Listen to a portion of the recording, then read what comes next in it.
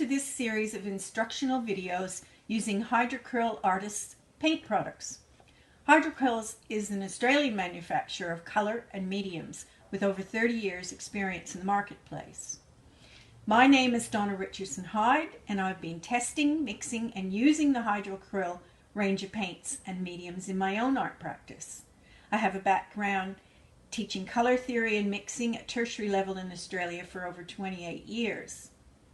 The most effective way to understand colour mixing and application is by testing and observing and recording results.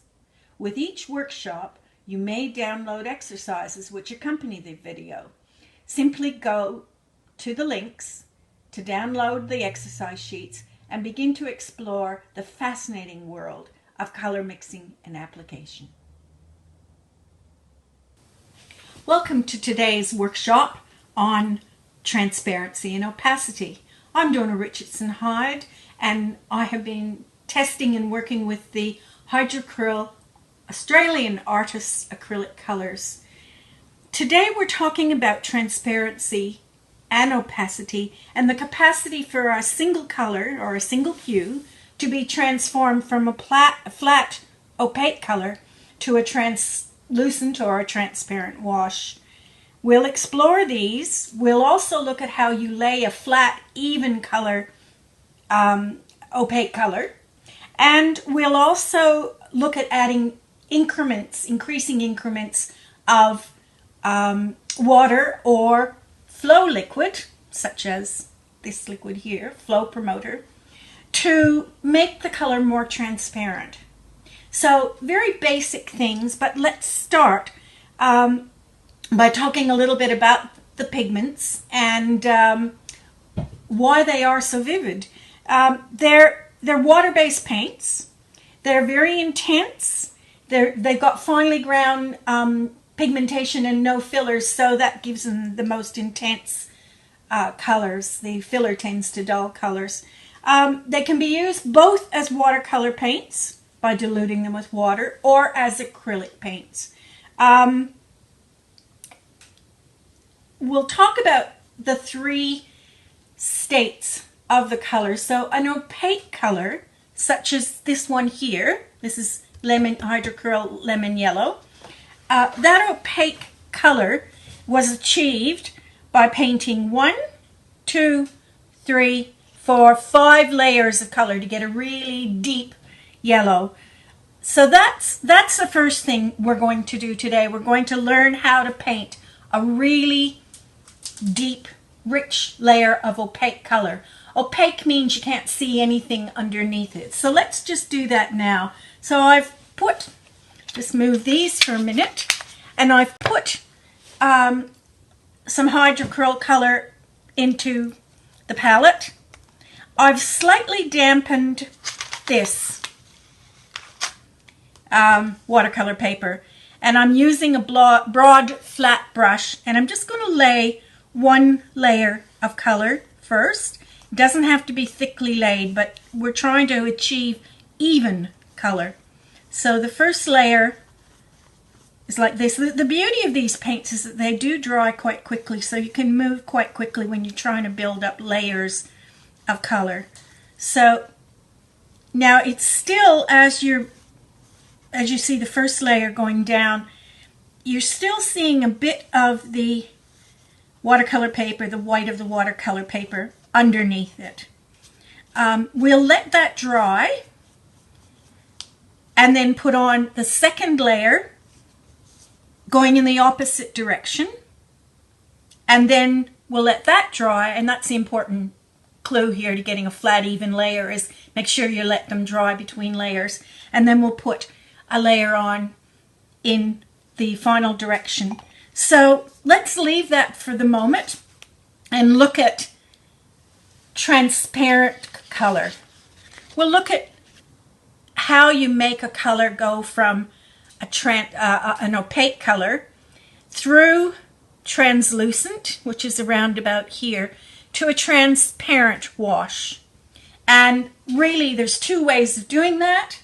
You can do it by adding the flow promoter that's produced by Hydrocryl today we're going to add water, and we're just going to add in increasing increments of water onto our watercolor paper until we get back to a very light wash.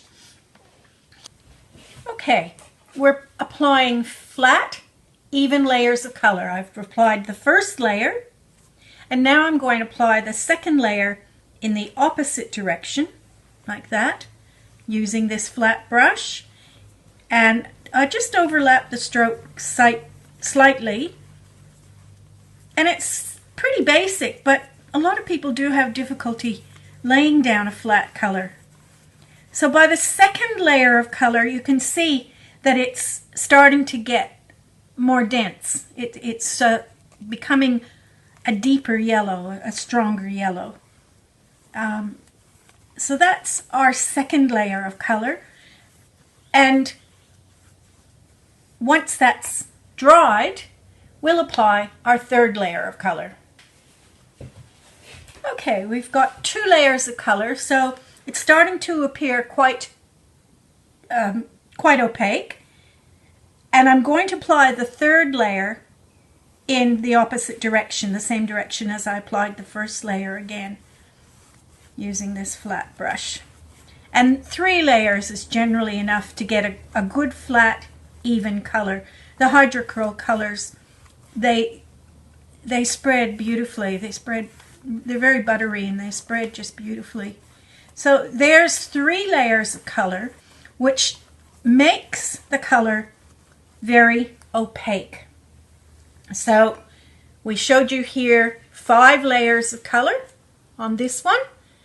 5 layers of color. This is 3 layers of color, and you can see that it's quite rich and flat. I have used a heat gun to dry the colors in between, and that's the thing you need to remember, is to make sure your colors are really dry, your layer of colors really dry before applying the next one. We've looked at opaque color, and I just want to talk a little bit about translucent color. What translucent means is it allows part of the color or the white watercolor paper to show underneath. So it doesn't allow everything to show. It's not transparent, it's translucent. And just to give you a comparison, I've used a red and a yellow, and I've overlaid straight from the jar layers of wash, and you see you get some translucency here. This one's straight from the jar. This one's from the jar, but with a little bit of water added to each color, so it's a little bit more translucent. And this one is almost transparent. Well, it is transparent. And you can see the color underneath affecting the color you've laid on top. So translucency is a useful thing to play with when you're trying to create layers of effects. When you actually want to create a whole range of colors to make a single color transparent, as in watercolor washes, you start by, I've got a little piece of watercolor paper here. It's about 5 centimeters wide and, I don't know, 300 long. And what I do first is I'm going to paint a swatch of the pure color straight from the jar on it, like that. And then I'm going to take a little eyedropper and add a tiny bit of liquid to it to dilute down the pure color. So I just mix that up. Might need a little bit more, and lay on the next little swatch. Just leave a little bit of white in between, and it should be a little bit more translucent. And then I continue to do that. Add more water each time to the pure color, and it'll continue to get lighter and lighter as we go along. You have to play with it a little bit to make sure it steps down quite regularly. So For example, I'll just make the next one. And you can see it's starting to get lighter and lighter each time. I'm just gonna, you should use clean water, but, and you can wash this down till it's almost indiscernible. You can't see it. I'm going to do it a bit quicker, but, and finally, and most of the hydrocryl colors do wash down very, very, to very fine, subtle washes, which is ideal if you're a watercolorist. So there's an example here of one that is finished, and that is this one here. And the pure color from the containers there, and then increments of water have been added until you get the wash. Why is this important? Because fine pigment and intense color that can be diluted back means that you can achieve great subtlety when you're doing watercolors. And the other way to do it would be to add the flow promoters. So we're going to do that next. We've looked at how you dilute a color, a pure color, using water to make it into a watercolor wash. This time we're going to dilute the pure color using Hydrocryl's flow promoter. So I'm just taking a little bit of flow promoter here, and I'm putting it in, mixing it in the palette, just a small amount.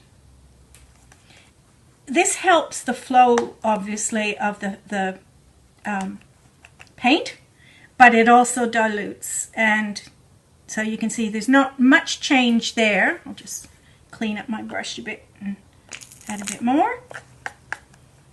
But this is another way, other than water, of diluting, and you're still getting a very smooth and even application of color. And you can dilute it down quite well. Get some more. I use these little needle things to get equal quantities of liquid up. And we'll try a bit more. Makes a squishy noise. And you can see it going much lighter. And I'll do a final one with a really, really subtle color wash. So you can see how transparent that is with the flow promoter. You can go through the whole gamut from relatively opaque right through translucent to transparent. Ideal to use when you're working with watercolors, or even if you were working with your acrylics and you were wanting to unify a layer of color, of 2 different colors or 3 different colors, by putting another color wash that's transparent over the top, and it just unifies the 3 different colors in the painting. Thank you for joining us today. I hope you enjoyed it. In our next session or workshop, we're going to talk about how you take a single color and you tint it, shade it, and tone it using black, white, and gray. So have a look for that one.